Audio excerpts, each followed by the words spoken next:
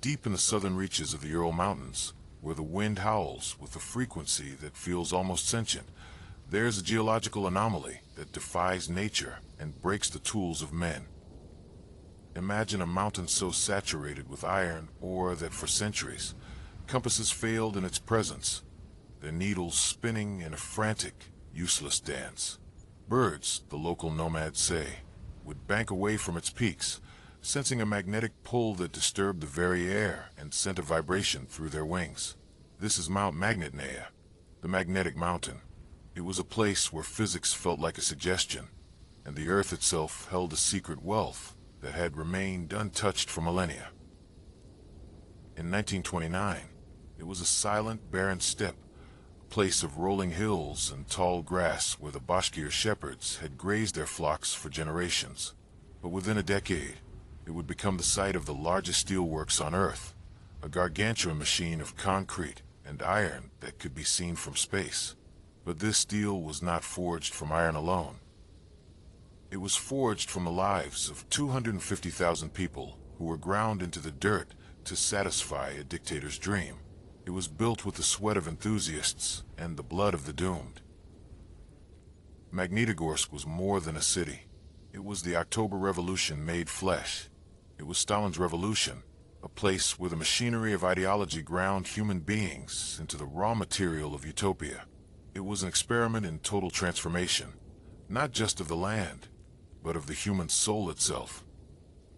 A place where the gap between a promised socialist paradise, with its clean lines and egalitarian housing, and the reality of a frozen tent city was bridged by silence, fear, and the suffocating smell of molten iron. Today, we look into the shadow of that mountain. We listen for the echoes of the 10,000 who died in the first 5 years of construction alone. The children who were the first to freeze when the coal ran out and the tents turned to ice. The elderly who died in the boxcars before they ever saw the mountain. The men who screamed for 3 days from molten iron burns before the mercy of death finally took them. These were the foundations of the new world. This is Magnitogorsk, a story of steel, blood, and the cost of building a future on a foundation of human bone. A story of how a dream of equality became a nightmare of extraction. Picture the steppe as it was before the first shovel hit the ground. A vast, rolling desert of hills so smooth they remind you of a desert, stretching toward a horizon that feels infinite and indifferent. The summers were short and blistering, the sun baking the grass until it was brittle. The winters were long, dark, and possessed by a wind that could strip the heat from a man's body in minutes, leaving him a hollow shell. This was not a place meant for a city of 500,000 people. This was a place for the nomadic heart, not the industrial machine. The nearest settlement was 1,000 miles away. But the mountain didn't care about convenience. It sat there, 60% pure iron, a titan of mineral wealth that the Soviet Union needed to survive. To Stalin, the magnetic mountain wasn't just geography, it was a weapon. It was the key to a door he was desperate to break down, the door to industrial parity with the West. Geological surveys in 1926 had confirmed the sheer scale of the riches, 250 million tons of reserves. It was an anomaly of nature that would become the anomaly of history. The mountain was so rich that it reportedly caused mechanical failure in any aircraft that flew too low over its iron-soaked peaks. It was a place where physics felt different, where the earth pulled harder on everything that moved. It was a place where the very stones were heavy with the weight of the future. We start here, at the beginning of the dream, because to understand the tragedy of Magnitogorsk, you have to understand the scale of the ambition. This wasn't just industrialization. It was a war against the earth itself, a crusade to transform a medieval landscape into a modernist giant in the blink of an eye. And in this war, the Soviet state decided the human beings were just another resource to be extracted, used, and discarded like the slag from a blast furnace. The mountain would be broken, and the people would be broken with it. The iron would be cast, and the human spirit would be melted. The tragedy was not in the failure of the dream, but in its brutal mechanical success. Let's go back to 1929. Let us listen to the sound of the first shovel hitting the frozen earth, and the first cry of a child in the tents, beginning a decade of suffering that would change the world forever. It is January 1929. In Moscow, Joseph Stalin is a man obsessed with a clock that is ticking against his neck. He sits in his office in the Kremlin, looking at a map of the Soviet Union, a vast, agrarian giant, still limping from the wounds of civil war and revolution. Its people still living in the 19th century, while the rest of the world has entered the 20th. He sees a nation of peasants, while the world is becoming a nation of machines. In Detroit, Henry Ford is churning out cars by the millions, revolutionizing production. In Gary, Indiana, U.S. Steel is pouring millions of tons of metal into a global market that the Soviets can't even enter. The Soviet Union, Stalin realizes, is 50, maybe 100 years behind the advanced countries. And the world, he believes, is not a patient place. It is a world of predators, and the weak are always the first to be devoured by the strong. Time is not a resource, it is an enemy. His words to the party in 1931 were not a suggestion. They were a prophecy and a threat that hung over every official in the room. We are 50 or 100 years behind the advanced countries. We must make good this distance in 10 years. Either we do it, or we shall be crushed. The plan to close that gap is called the First Five-Year Plan. It is a document of strategic desperation, demanding a growth of 136% in industrial production. It is a mathematical impossibility that Stalin intends to make real through sheer, unadulterated will, regardless of the human arithmetic involved. He wanted 1,200 new factories, and he wanted them now. Magnitogorsk would be the largest of them all, the steel backbone of the new Soviet state. Why there? Because it is safe. Located deep in the heart of the Ural Mountains, far from any border, far from the reach of any foreign invader's air force or army. It is a fortress of industry, a place where the Soviet Union can forge its own survival in secret, sheltered by the very mountains that had isolated Russia for centuries. It was a strategic calculation that would prove prescient during the horrors of the Second World War. But in 1929, it was just a dot on a map in a desert of wind. But in 1929, there was nothing there. No roads, no water lines, no infrastructure, no housing for the thousands of workers Stalin was about to send into the wilderness. Just a mountain, the wind, and the iron ore waiting in the ground. The logistical challenge was beyond anything the world had ever seen, but Stalin's only answer was speed. Stalin doesn't care about the lack of infrastructure. He doesn't care about the logistics of feeding a city in the middle of a desert. He cares about the iron, 250 million tons of it, sitting in the earth, 55% pure iron, waiting to become the tanks, the beams, and the bayonets of a new empire. The order is given. The steppe must be conquered. The magnetic mountain must be broken and fed into the furnace. The people are just the fuel. Think about what that meant. To build a city of steel where there was nothing but grass and wind. To do it in 3 years when the Americans, the masters of industrial speed, said it would take 20. This was the great paradox of the Soviet system. A socialist society that defined itself as anti-capitalistic, but was obsessed with copying the scale and methods of the very system it sought to destroy. Stalin wanted the world's largest steel plant, and he wanted it now. He was willing to pay for it with the only currency the Soviet Union had in abundance: human labor, human hope, and human suffering.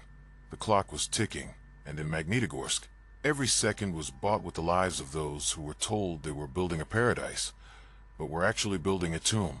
The giant was rising, but its foundation was made of the very people it was supposed to liberate. The bells of the revolution were being replaced by the ticking of Stalin's clocks. There's a deep, dark irony at the heart of the socialist dream. To build the world's greatest anti-capitalist machine, Stalin needed capitalist brains. He needed the expertise of the very imperialists he claimed were the enemies of the working class.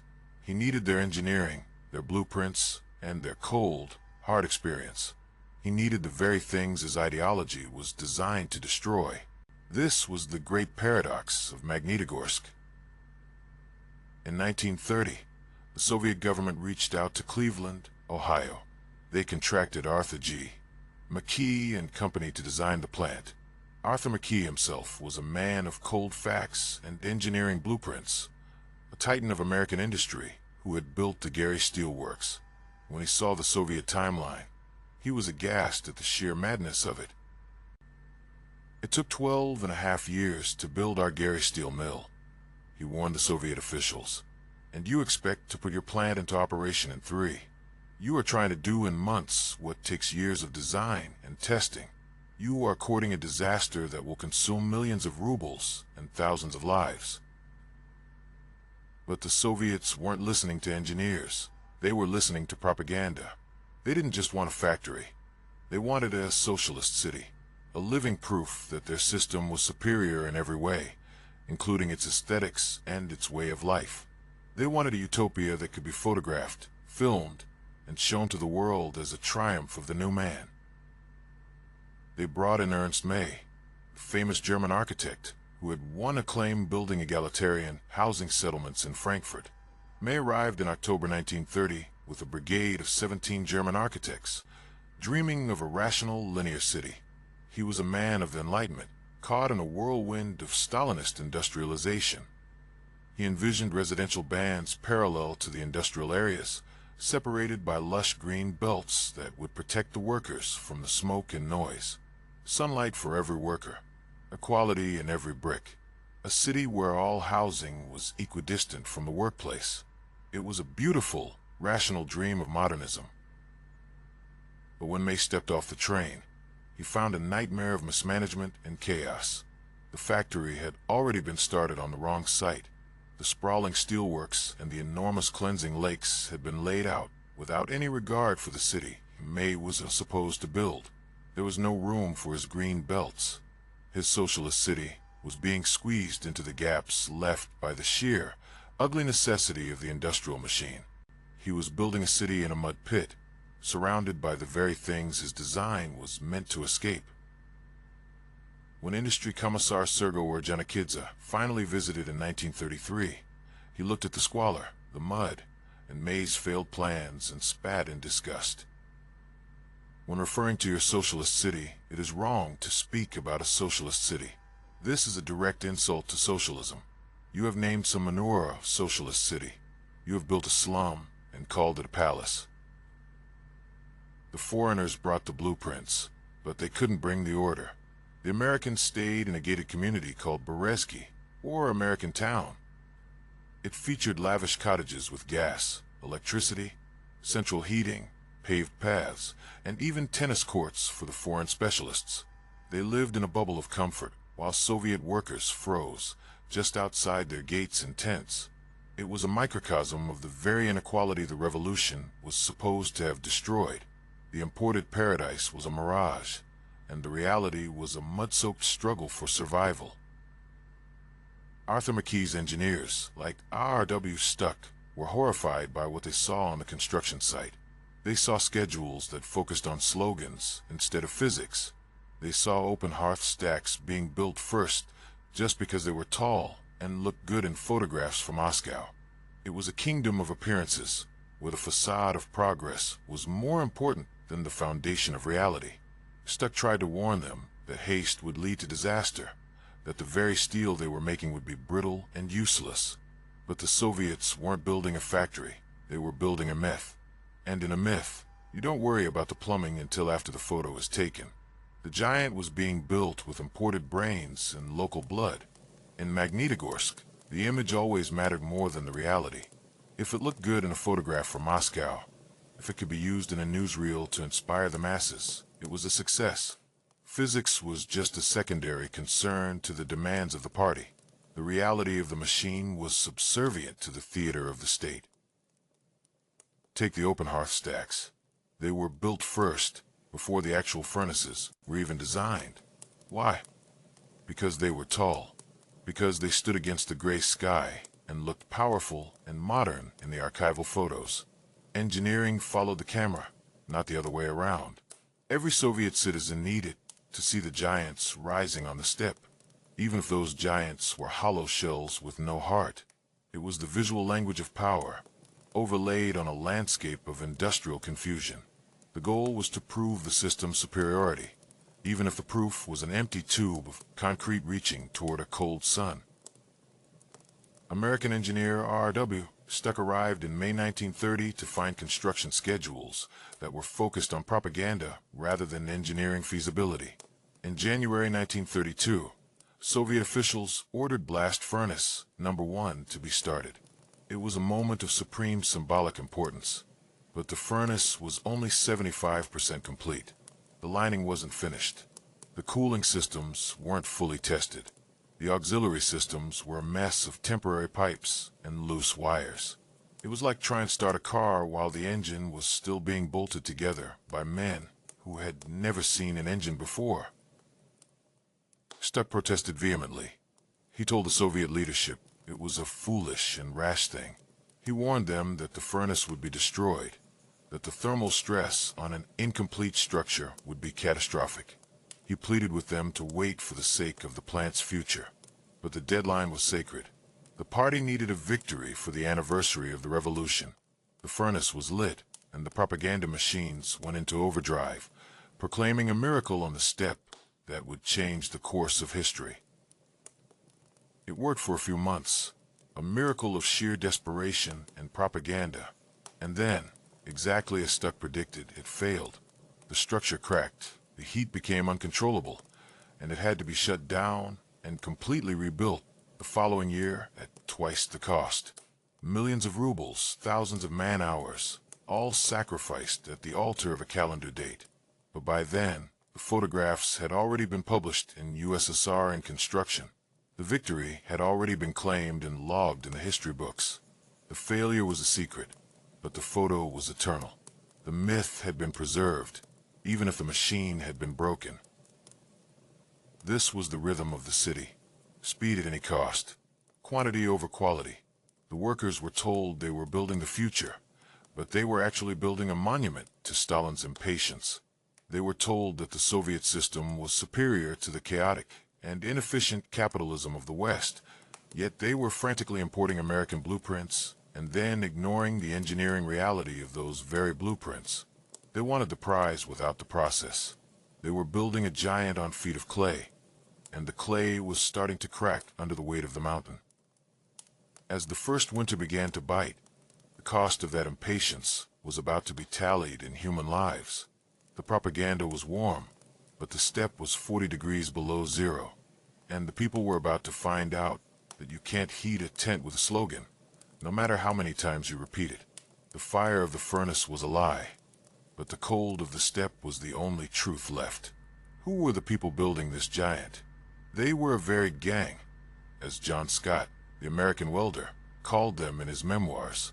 100,000 Russians, Ukrainians, Tartars, Mongols, and Jews, mostly young, almost all peasants of yesterday, who only weeks before had been behind a horse-drawn plow or tending sheep in a medieval landscape that hadn't changed since the time of the Tsars. They were suddenly thrust into the industrial world of the 20th century, with no training, no warning, and no map. They were the shock troops of a war they didn't understand. There were three main groups of workers in Magnitogorsk, and each told a different story of the revolution. First, the volunteers, the Komsomol idealists, young communists who genuinely believed they were forging a new world of equality and progress. John Scott was one of them. He was an American welder, 20 years old, who left Wisconsin because he was afire with enthusiasm for the socialist construction. He didn't care about having a second pair of shoes. He wanted to build blast furnaces that belonged to the people. He was the face of the revolution's hope, the shock worker, who would work through the night for a gold star and a mention in the paper. He believed the future was being written in molten iron, and that his sweat was the ink. But then there was the second group, the ones the propaganda films conveniently left out of the frame, the special settlers, the kulaks. These were the dispossessed peasants who had been labeled class enemies by Stalin's December 1929 declaration of the liquidation of the kulaks as a class. Their sin? Owning 6 horses instead of 2, or hiring a neighbor to help with the harvest. They were rounded up by the GPU, packed into freezing boxcars, and dumped onto the steppe near the magnetic mountain. They weren't there to build a paradise. They were there to be liquidated through labor. 40,000 families. They lived in settlements encircled by barbed wire, watched by armed guards. They weren't building for ideology. They were building for survival in a place that wanted them dead. They were the muscle that was being used up and discarded, the human slag of the industrial process. By the end of 1933, more than 26,000 non-political convicts had also been sent there, creating what one historian called the chaotic outlaw atmosphere of a frontier town. The line between worker and prisoner was becoming blurred, and the smell of death was becoming as common as the smell of smoke. Consider the story of Shabkov. He was one of the best brigadiers on the site, a man who could weld faster and better than almost anyone. But he was a disfranchised kulak. When the secret police came for his family back in his village, his brother had tried to fight back with a rifle. They shot him dead on the spot. Shabkov survived to work in Magnitogorsk, but because of his class origin, he was permanently barred from higher education. He was the muscle of the revolution, the man who made the steel, but he would always be its enemy. He worked to build a city that would never truly allow him to be its citizen. He was building his own prison, one blast furnace at a time. The revolution needed his hands, but it feared his heart. He was a hero in the shop, but a criminal in the ledger.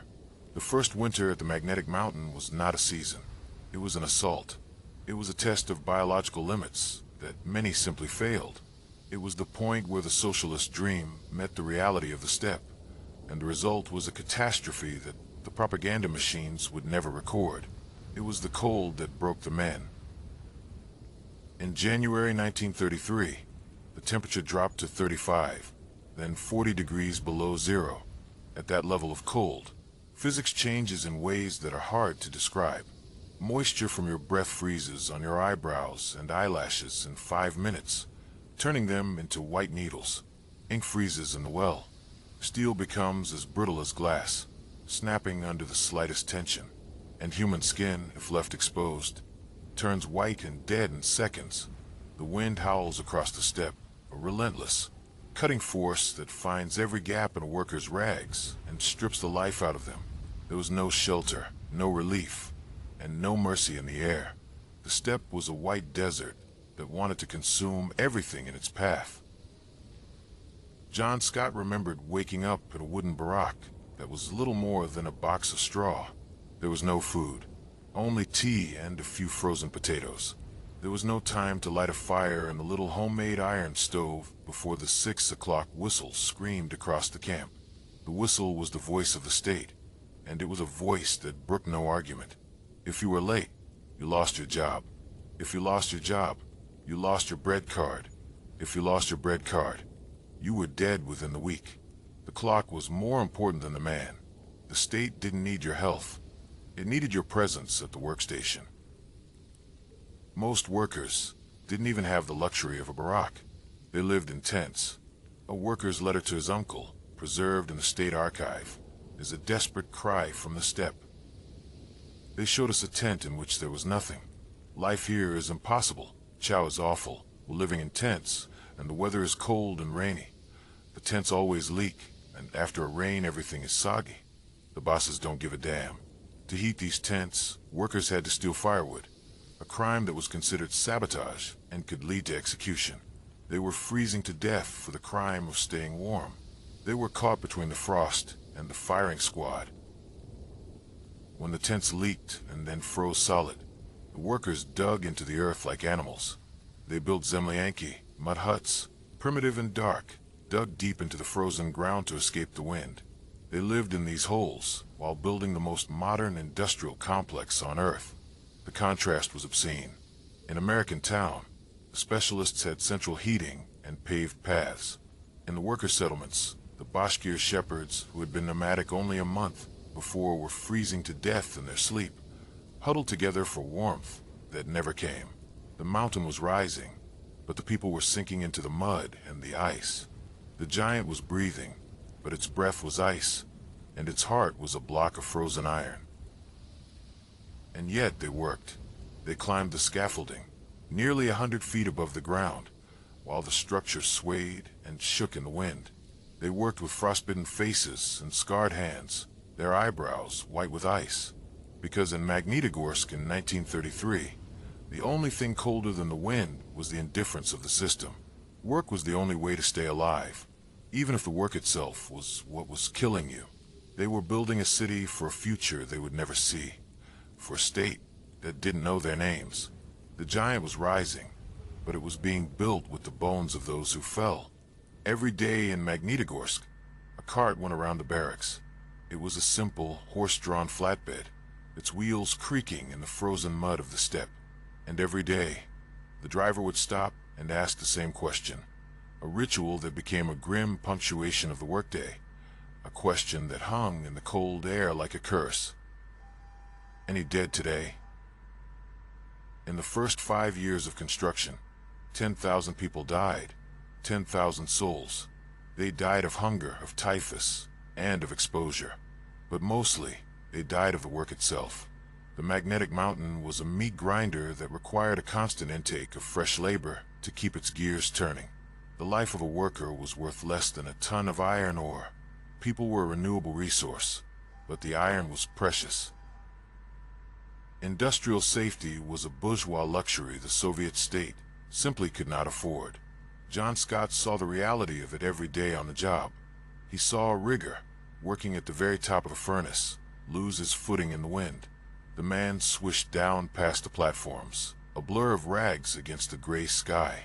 He bounced off a bleeder pipe, a sound like a sack of grain hitting wood, and landed on a platform 15 feet below Scott. By the time I got down to him, Scott wrote, blood was coming out of his mouth in gushes. He tried to yell, but could not. The rigger was just another entry in the ledger of the 5-year plan, a casualty of the race for steel. He was replaced by noon. And then there were the ones who simply vanished into the machine, the nameless ones who left no trace of their existence. One morning, the workers found a riveter. He had crawled into a bleeder pipe the night before to escape the wind. He never woke up. He had frozen to death in his sleep, a human statue in a pipe of steel. Nobody knew who he was. He had no family in the camp, no documents, no name. He was just another peasant who had come from a distant village for a bread card and found a grave of iron. He was the foundation of the giant, a nameless brick in the wall of the future. The hospital was a place of horrors that Scott described as not a pleasant place. It was cold, dirty, and staffed by nurses who had become completely indifferent to the suffering because the suffering was the only constant they knew. They saw men burned by pig iron, men whose skin had been turned to charcoal by a sudden spill of molten metal. These men would scream for 3 days straight before their hearts finally gave out. There were no painkillers, no mercy, and no dignity. There was only the scream and the sound of the wind outside. The nurses would simply walk past, their faces as hard as the steel they were making, their hearts as cold as the Ural winter. John Scott's overall assessment was chillingly accurate. Ever since 1931, he said, the Soviet Union had been at war, not with a foreign enemy, but with its own geography and its own people. I would wager, he wrote, that Russia's battle of ferrous metallurgy alone involved more casualties than the Battle of the Marne. This wasn't industrialization. It was a massacre on the steppe, and the mountain was still hungry for more. Its magnetic pull drawing in a generation of the doomed, who were told they were building a paradise, but were actually feeding a monster. The cost of a bread card was everything. To survive in Magnitogorsk, you had to learn more than just how to weld or operate a crane. You had to learn a new language. The historian Stephen Kotkin called it speaking Bolshevik. It wasn't just about learning new words. It was about a total transformation of how you saw yourself, refracted through the lens of the party's ideology. It was the only way to navigate the landscape of suspicion and stay alive. You had to become a performer in the theater of the state, where your soul was the stage. It wasn't enough to work hard. You had to participate in the public ritual of belief. Every barack had a sign at the entrance with a list of all those living inside, including their vital political statistics, their class origin, their trade, their komsomol or party membership. It was a public confession of identity that was updated every month. You were constantly being measured against the archetype of the new Soviet man. Selfless, learned, healthy, and enthusiastic. If you didn't fit the mold, you were a former person, a relic of the past that needed to be erased. Kotkin's crucial insight was that it was not necessary to believe. It was necessary, however, to participate as if you believed. You had to suspend your disbelief until your disbelief became a crime. You had to live in a world where the facade was the only thing that mattered. You were playing a game where the stakes were your life, and the rules were written in the blood of the previous players. The performance was the only thing that was real. The city was run like a theocracy, with the party state functioning as an inquisition. Self-criticism sessions, or semicritica, were central to daily life. You had to stand up in front of your peers and perform the ritual of confession, testifying to your doubts, your failures, and exposing your own thought crimes. It was a way for the state to occupy the internal world of the worker, ensuring that even their private thoughts were aligned with the sacred cause of the industrial plan. It was a psychological enclosure that matched the physical one of the camp. Your mind was as much a construction site as the blast furnaces. And then there was the duty to report. Stalin declared in 1937 that every citizen had the duty to report on any abuses they noticed. This created a culture of total, suffocating suspicion. To divert suspicion from yourself, you accused the person next to you. Friends denounced friends to save their own bread cards. Children were taught that loyalty to Stalin came before loyalty to their own families. Pavlik Morozov, the boy who denounced his own father, became the model for a whole generation. In Magnitogorsk, everyone was watching everyone else, and the secret police were watching them all. The social fabric was being torn apart and rewoven with the thread of betrayal.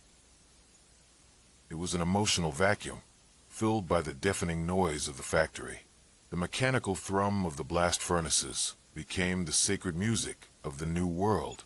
When John Scott challenged a teacher about Marxist doctrine, the answer was always a circular path. Look at the book, comrade. It is written in the book.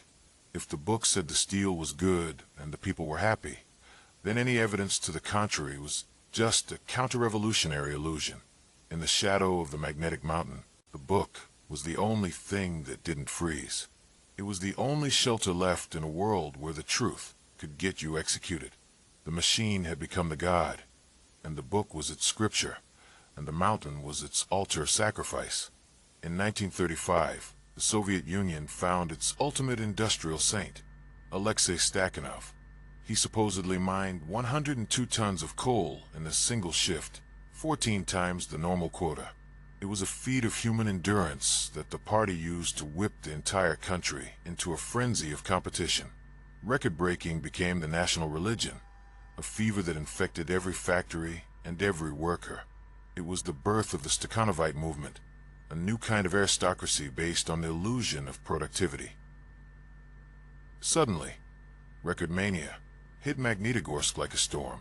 Every worker was pushed to become a Stakhanovite. If you exceeded your quota by 10%, your pay doubled. If you tripled it, your earnings were astronomical. You became a celebrity, rewarded with Stakhanovite jewels, high salaries, fancy clothes, and your face on the front page of the local paper. You were the new elite, the kings of the shop floor. But this system was a shattered mirror, distorting everything it touched and creating a world of fraud, resentment, and industrial decay. The records were built on a foundation of lies. To reach these impossible targets, factory directors engaged in massive, systematic fraud. They would give one designated shock worker all the best tools, a team of invisible helpers to do the support work, and then credit the entire output of the team to that one individual. It was a hollow achievement, a performance staged for the Statistics Bureau and the cameras of Moscow. It wasn't about productivity. It was about the appearance of productivity. It was a theater of labor where the actors were awarded and the rest were punished for not being stars. The real work was being hidden behind the spotlight. And the product of this frantic, record-breaking pace, it was absolute garbage.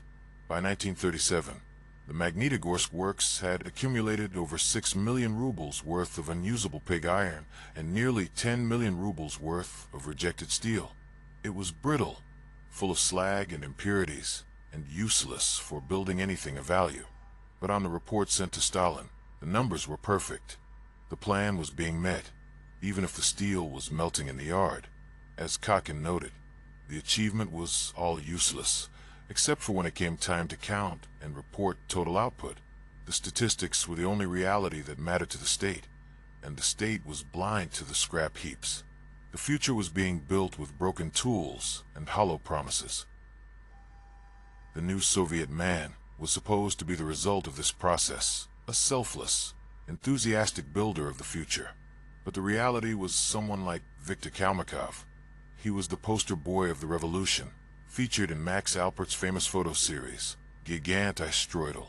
He was the model of the transformed peasant, young and full of the enthusiasm that had brought John Scott to the Urals. He was the hope of the revolution made flesh, a man who had left the plow for the furnace and become a hero of the state. In the 1930s, that level of visibility was a death sentence. Within a few years, Kalmykov, face of the new world, would be arrested. He was accused of being a German spy, part of a phantom network of saboteurs that existed only in the NKVD's files. The man who had been the symbol of the workers' paradise was shot in the basement of a prison, and his family was deported to the wastes of Siberia. The revolution didn't just consume the weak. It ate its own icons with the same mechanical indifference as a blast furnace consuming ore. The mirror was broken, and the shards were lethal to everyone who looked too closely. The giant was rising, but it was eating its children to keep growing. By 1937, the atmosphere in Magnitogorsk turned from industrial fever to a cold, paranoid sweat. The foreigners, the Americans and Germans who had built the place, were told to leave. Their expertise was no longer welcomed, and their presence was now a liability to a state that saw spies in every corner and saboteurs in every mistake. The city was declared closed to the outside world, a fortress of industry and secrets where the only thing being manufactured was fear and suspicion. The giant was drawing its curtains. The Great Terror had arrived at the foot of the mountain. It started with the leadership. Plant directors were arrested for wrecking. In the twisted logic of the purges, any industrial failure was a political act of sabotage. If a furnace broke down, it wasn't seen as bad maintenance or poor engineering. It was a deliberate attempt to undermine the state. If production dipped, it was a Trotskyist plot. Plant director Mishkin was accused of keeping a double set of books and of deliberately sabotaging the furnaces to fulfill some phantom agenda. He disappeared into the night. Technical specialists, the very men who knew how to keep the iron flowing, were liquidated by the hundreds. The very brains of the operation were being cut out by a surgeon with a meat cleaver. The factory was running on momentum and fear. The city became a silent place. People stopped visiting each other's barracks. They stopped talking in the communal kitchens. Even a casual remark about the quality of the bread or the coldness of the barracks could be twisted into a denunciation. Louis Fisher, a journalist of the time, described it as a culture of safety first, lying, hypocrisy, and disloyalty to friends with a price of staying out of the NKVD cellars. John Scott's Russian friends began to vanish without a trace, leaving behind empty bunks and unasked questions. One of them, a foreman named Kolya, gave him a final piece of advice that saved his life. "Better leave, John. This is no place for foreigners now. Even the walls have ears, and the ears are hungry for names that can be used to fill a quota." Even the history of the city was being purged as it was being lived. A massive research project that had collected thousands of memoirs, letters, and documents from the workers of Magnitogorsk, the real, messy, human stories of the struggle, was destroyed in 1938. The project leadership was liquidated, along with their archive. The regime didn't just want to control the future. It wanted to own the past. It wanted to erase the suffering and replace it with a clean, heroic narrative that existed only on paper. The memory of the steppe was being paved over with the silence of the grave. The witnesses were being erased as fast as the steel was being poured. Across the Soviet Union, 750,000 people were executed in 16 months. In Magnitogorsk, the magnetic mountain stood silent as the boxcars moved in the dark, carrying away the very people who had broken their backs to build it. The giant factory was finished, but its creators were being erased from the map of existence. The revolution had finished its work, and now it was cleaning up the witnesses. The gate was closed, and the silence was absolute. The giant was alone in the dark. In June 1941, the world changed in a heartbeat. Hitler invaded the Soviet Union, and suddenly, all the waste, all the suffering, and all the brutalized labor of Magnitogorsk was given a grim, historical purpose. The giant that Stalin had built in the middle of a frozen nowhere was the only thing standing between the Soviet Union and total annihilation. The city of steel was about to become the sword of the state, forged in the fires of the Urals and cooled in the blood of its workers. The strategic calculation of the 1930s was about to face its ultimate test. Stalin's strategic calculation, placing the plant deep in the Ural Mountains, paid off beyond his wildest dreams. As the German tanks rolled toward Moscow and Leningrad, the Soviet industry was dismantled piece by piece and shipped east. Entire factories, lock, stock, and barrel, were moved to the foot of the magnetic mountain. It was an industrial miracle born of sheer, bloody-minded desperation. One armament factory was moved from near Leningrad, complete with its entire personnel, and was operational in Magnitogorsk within weeks. The city was a beehive of war production, fueled by a collective sense of existential threat and a fierce, patriotic determination. The mountain was the only fortress left. Magnitogorsk became the steel heart of the motherland, a refrain, known and memorized by every local child for generations, encapsulates the city's contribution. Every second tank and every third shell was made from Magnitogorsk steel. It wasn't just a slogan. It was a literal accounting of the war's industrial reality. The mountain was being fed to the front lines, ton by ton. The iron was being transformed into the armor of survival. But the cost of that steel reached a new, terrifying peak. With the men at the front, the factory was run by those who were left behind, women and children. 200,000 teenagers were sent to work the furnaces. They worked 10, 11 hours a day in the searing heat of the coke ovens and the freezing cold of the yards. In the most extreme situations, these children stayed in the factory for 10 days at a time because it was too cold to walk back to their barracks. They were the teenagers who saved the world, their childhoods sacrificed to the furnace to keep the tanks moving. They were children with the eyes of old men. Vyacheslav Gutnikov remembers his grandmother working in the coke chemical section.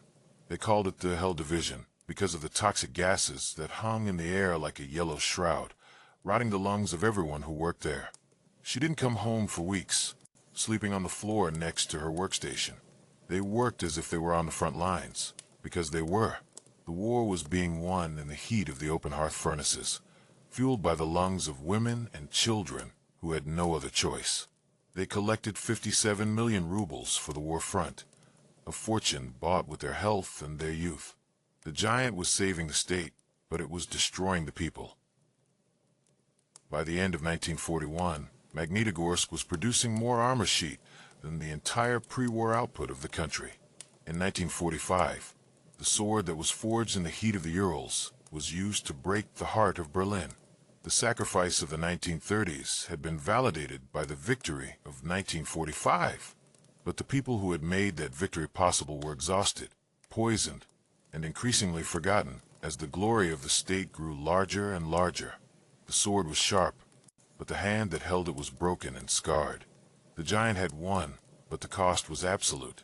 If you visit Magnitogorsk today, you cannot miss the monument. It's called Rear to the Front.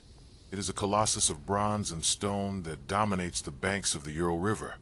its scale designed to match the mountain it honors. It is the visual soul of the city, a grand narrative cast in metal.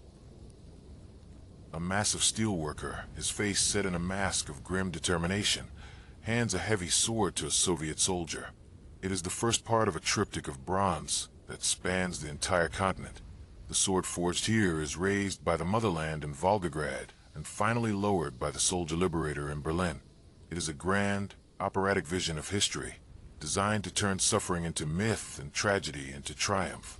It is the story of a giant that saved a nation, a story where the pain is smoothed over by the bronze of glory. 14,000 names are engraved at the memorial. 14,000 who fell in the Great Patriotic War. It is a powerful, epic image. It is the story the city wants to tell about itself.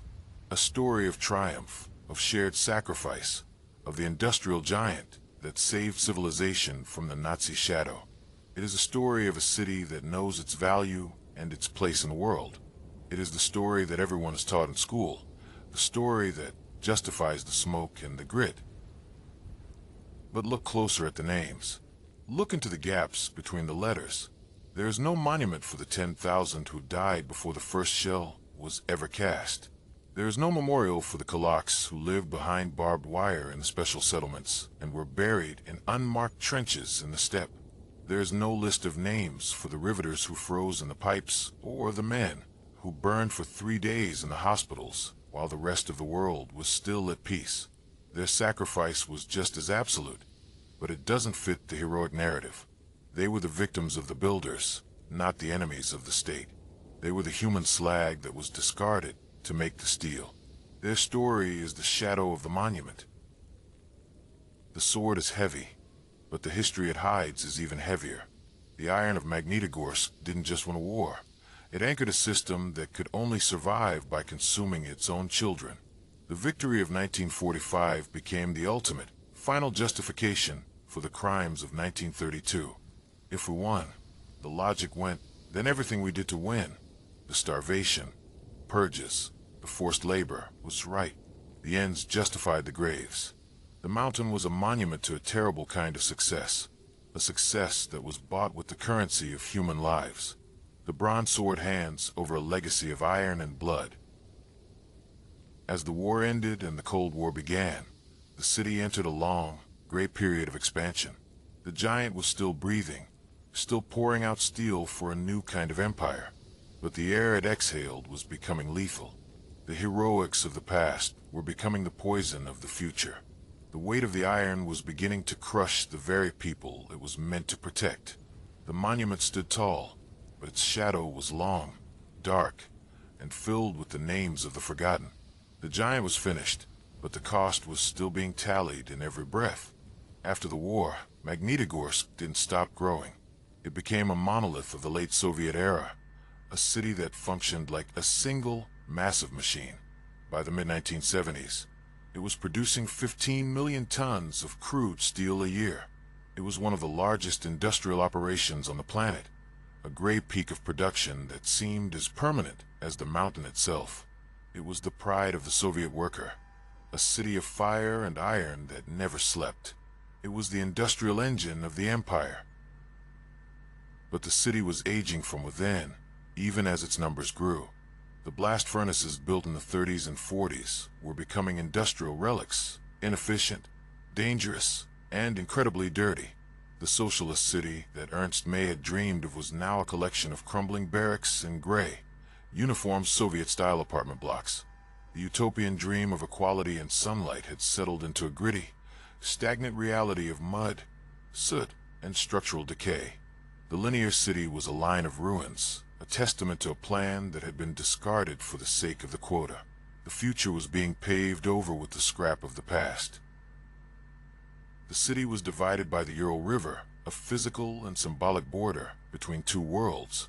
On the left bank, the Asia side, was the factory, a sprawling, smoking monster that took up half the city's entire territory. It was a kingdom of pipes, stacks, and slag heaps that belched out heat and noise 24 hours a day. It was the heartbeat of the Urals, relentless industrial heart. On the right bank, the Europe side, were the people, trying to live lives that weren't defined by the furnace, but failing as the smog crossed the water and settled in their lungs. The river was no barrier to the poison, but geography couldn't protect them from the air. The factory belched out 650,000 tons of industrial waste every year. 68 different toxic chemicals rained down on the residents. Filtering devices existed on paper and in the propaganda reports, but in reality, they were almost never in working condition. To the Soviet state, a filter was a bourgeois cost that didn't produce a single ton of steel. In the race for production, health was the first thing to be sacrificed. The plan was the only health that mattered, and the people were just the units of labor that kept it moving. The giant was breathing, but its breath was toxic. In the winter, the snow didn't stay white for more than an hour. A black crust of soot would settle on it, a visible tally of the poison in every breath. The atmosphere was thick with benzopyrene, a carcinogen that was detected at 23 times the allowed limit. The people of Magnitogorsk were living in a landscape of brutalist decay. They were proud of their steel, proud of their history, but they were breathing in the very thing that was destroying their children's future. The gray peak was a mountain of ash, and the people were the coal that was being burned to keep the machine turning. The giant was finished, and now it was slowly rotting in place. The environmental cover-up was as thorough and as ruthless as any political purge of the 1930s. For decades, health statistics were spotty, hidden in classified files marked top secret, or outright suppressed to maintain the image of the healthy, vigorous Soviet worker. The state wanted the world to see a nation of giants, not a city of the sick. But as the system began to crack under the weight of its own contradictions in the 1990s, the truth eventually seeped out like toxic sludge from a broken pipe. The mask of the healthy worker was falling, revealing the biological cost of the steel. Local doctors, no longer afraid of the secret police or the party committee, began to speak out. Their findings were devastating. They revealed that only 1% of children born in Magnitogorsk were in good health. Only 1%. The rest were born with respiratory issues, weakened immune systems, or congenital defects. It was a generation born into a biological deficit. The future of the city was being poisoned in the womb, sacrificed for the production targets of the past. The giant was eating its own future.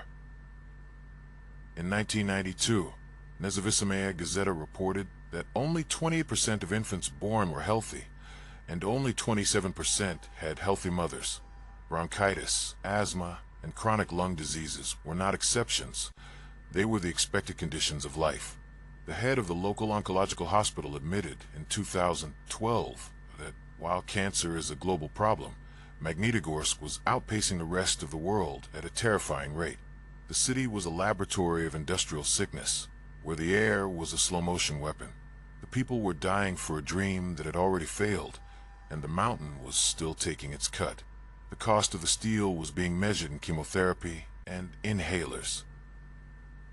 This was the poisoned legacy of the magnetic mountain. The iron had built the tanks that defeated Hitler, but it had also ruined the soil for miles around. It had contaminated the water table and the very lungs of the generation that was supposed to inherit the socialist paradise. MMK belched out industrial wastes that polluted approximately 6,500 square kilometers of land, leaving a footprint of devastation that will take centuries to heal. It was an environmental apocalypse in a single city, a monument to a century of unchecked industrial ambition. The giant had won the war, but it was losing the peace. The Blacksmith Institute eventually ranked Magnitogorsk as one of the most polluted cities in the world. But for the 400,000 people living there, it wasn't a ranking or a statistic. It was the cough that wouldn't go away in the winter. It was the black soot that had to be wiped from the windowsill every morning. It was the realization that the giant they had built was slowly, silently, and efficiently killing them from the inside out. The revolution had succeeded in transforming the land, but it had poisoned the life that lived upon it. The giant was a cancer, and the city was its host. In 1991, the Soviet Union collapsed, and for a moment, the giant at the foot of the mountain looked like it was going to die. Production plummeted. The factory was bankrupt, unable to compete in a global market with its obsolete equipment and its bloated workforce. The social services that had tied the city to the plant, the childcare, the housing, the subsidized vacations, all evaporated into the cold Urals air like steam from a cooling pond. The center had fallen out of the world, and the people were left holding nothing but the debt of the past. Inflation hit 2,500%. Poverty increased from 2% in the late 80s to 50% in just a few years. Real incomes halved. Workers went unpaid for months at a time, receiving their wages in vouchers or even in goods like iron bars, pots, or kitchenware. The dream of the workers' paradise had become a nightmare of survival. People were selling their metals just to buy bread. The giant was being dismantled by its own makers, who were now desperate for a way to stay alive. The mountain was silent, and the people were hungry.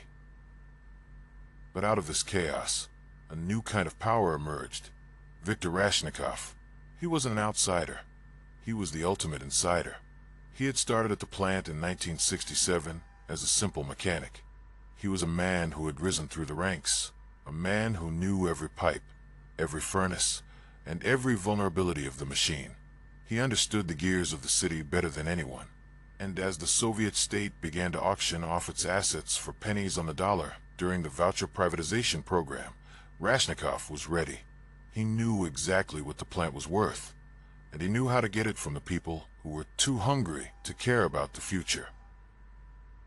Using his knowledge, his connections with the regional government, and a voucher system that most workers didn't understand and were desperate to trade for food, he began acquiring the plant. By the late 90s, the factory that was once the property of the people belonged, essentially, to one man. He had become the king of the mountain. The socialist collective had been replaced by a single, powerful owner who held the city's fate in his hands. The giant had found a new master, and he was one of its own. Today, Viktor Rashnikov is one of the richest men on Earth, worth over $9 billion. He owns one of the largest yachts in the world, the Ocean Victory.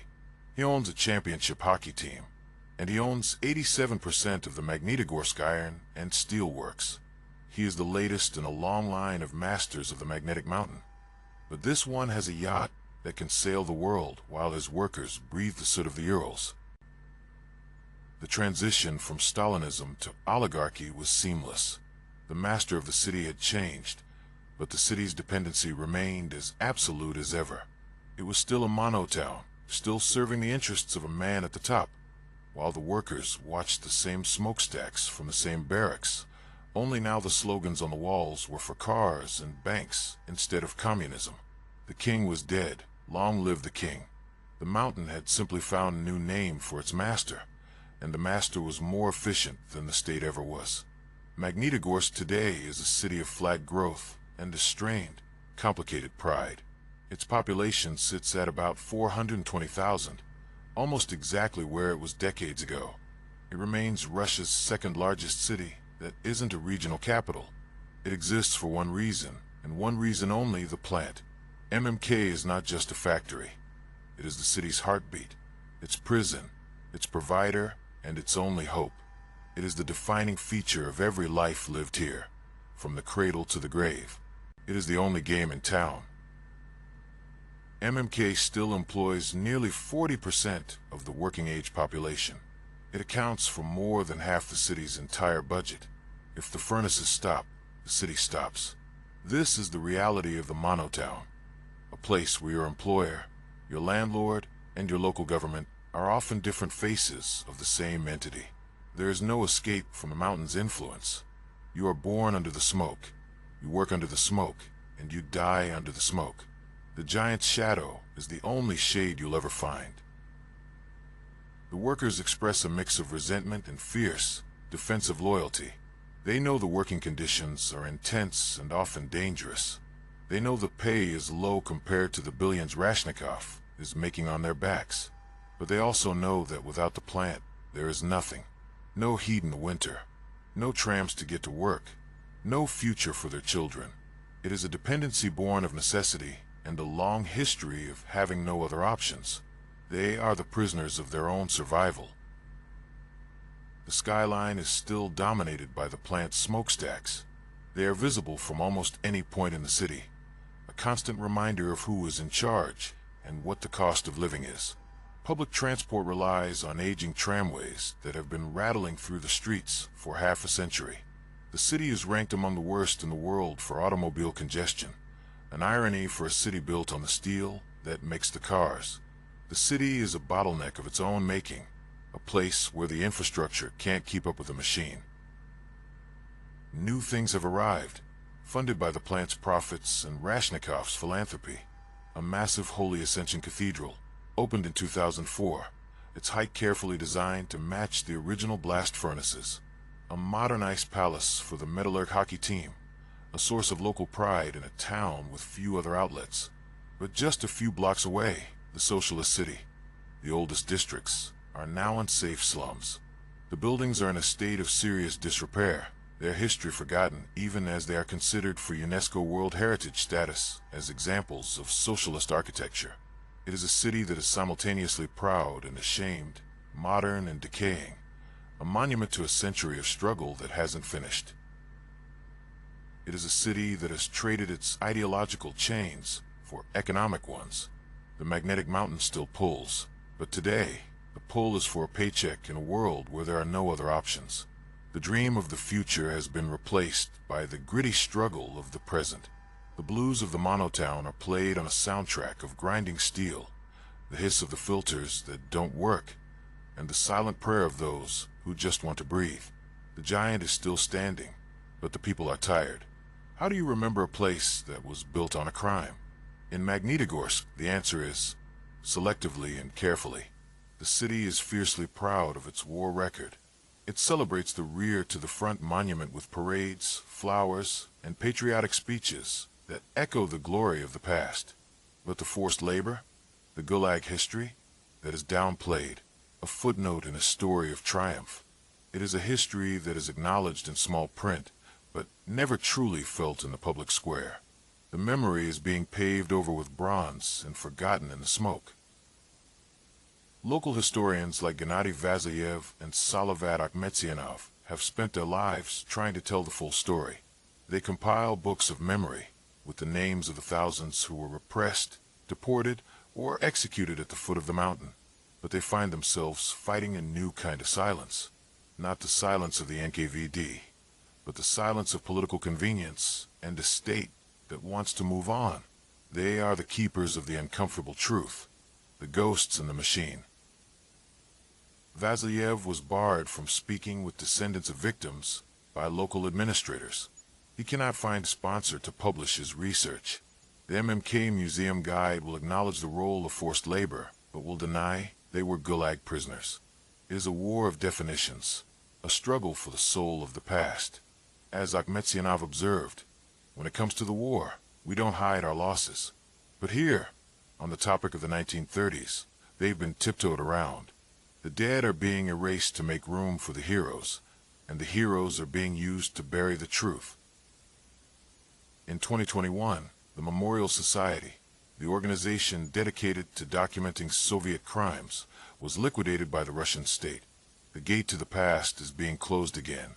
The Prosecutor General has even announced plans to review past decisions on the rehabilitation of victims. The dead are being put on trial once more, their suffering scrutinized for its political utility.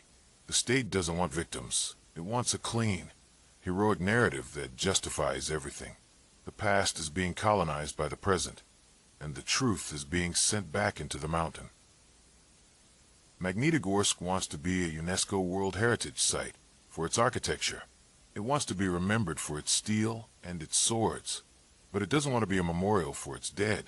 The magnetic mountain has a way of pulling the truth deep underground, where it can't disturb the production reports or the pride of the new masters. Memory, it seems, is the one thing the plant can still efficiently liquidate, but the truth, like the iron ore, is hard to keep buried forever. It has a magnetic pull of its own, and one day, it will break the bronze facade. The mountain remembers, even if the city tries to forget. We end where we began, at the foot of the magnetic mountain. The mountain itself is smaller now, eaten away by decades of extraction and industry, a hollow shell of its former self, a giant with a missing heart. But its shadow still covers the city, a weight that every resident feels in their bones, a legacy that can't be washed away by the rain or hidden by the smog. The iron is still there, deep in the earth. The smokestacks are still pouring out their gray cargo into the Ural sky, a constant reminder of the city's purpose and its cost. And the people of Magnitogorsk are still working, still breathing, still hoping for a future that isn't made of soot and silence. They are the latest chapter in a story that began with a shovel in the frozen earth and a dictator's dream of steel at any cost.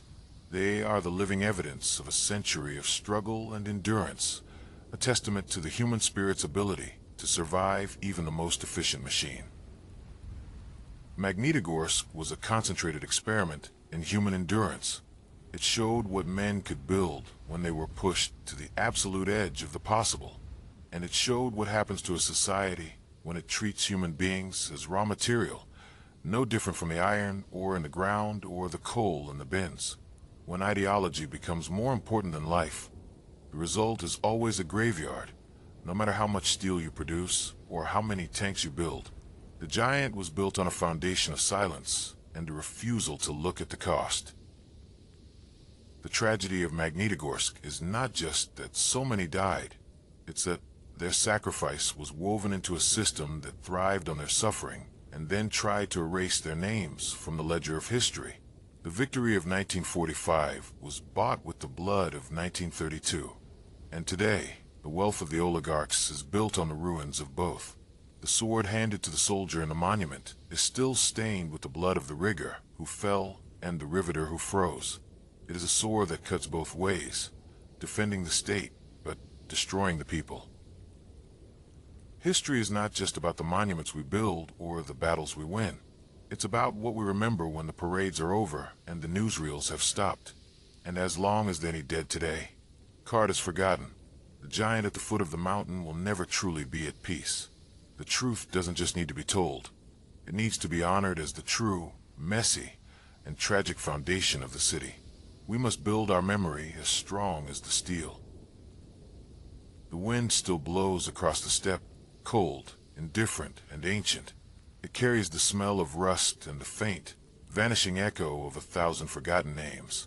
The magnetic mountain still pulls at everything around it, a force of nature that we can't control but must respect. But what it pulls most of all is our conscience. It asks us what we are willing to sacrifice for the future. And it reminds us that the cost is always, inevitably, and tragically human. The mountain screams, and we are the only ones left to listen. The silence of the iron is the loudest sound on the steppe. Magnitogorsk, steel, blood, and the silence of the iron